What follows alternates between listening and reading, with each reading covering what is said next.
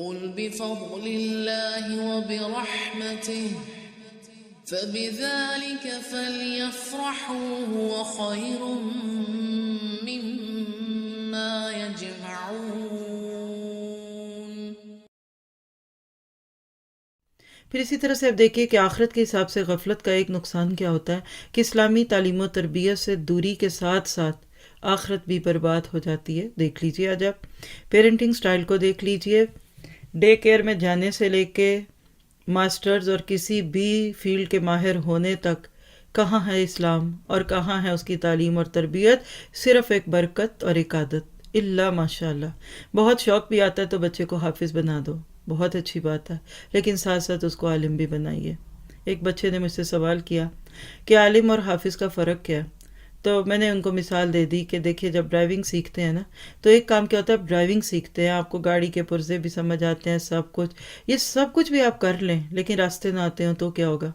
تو میری نظر میں حافظ قرآن ڈرائیور ہے، گاڑی چلانی آتی ہے الحمدللہ، لیکن اس کو راستے نہیں آتے، راستوں کے لیے اس کو علم لینا پڑے گا۔ وہ بچے کے دل میں ایسی بات بیٹھی اس دن سے کہہ رہا ہے کہ مجھے یہ دونوں ہی بننا ہے۔ تو یاد رکھیے کہ جب ہمارا دین صرف ایک نقطے کا اور آٹے میں نمک کا رہ جائے تو ہماری نسلیں پھر ادھر ہی جائیں گی جدھر آج جا رہی ہیں۔ پھر اسی طرح سے حلال اور حرام کا فرق مٹ جاتا ہے، پھر رشتوں کا رشتے پامال ہوتے ہیں، پیٹ میں کھانے غلط جاتے ہیں، کس کو دیکھنا ہے کس کو نہیں۔ بیٹیاں ہیں وہ اداکاروں گلوکاروں کے پوسٹرز لگا لیں اپنی پروفائلز پہ اور اپنے دل کی تختیوں پہ، کوئی فرق نہیں۔ اور وہاں منگیتر کو بھی اگر کہہ لیجئے کہ شوہر والے درجے مل جائیں تو حلال حرام کے فرق تو مٹیں گے نا۔ پھر اللہ سبحانہ تعالیٰ پر توکل ختم ہو جاتا ہے۔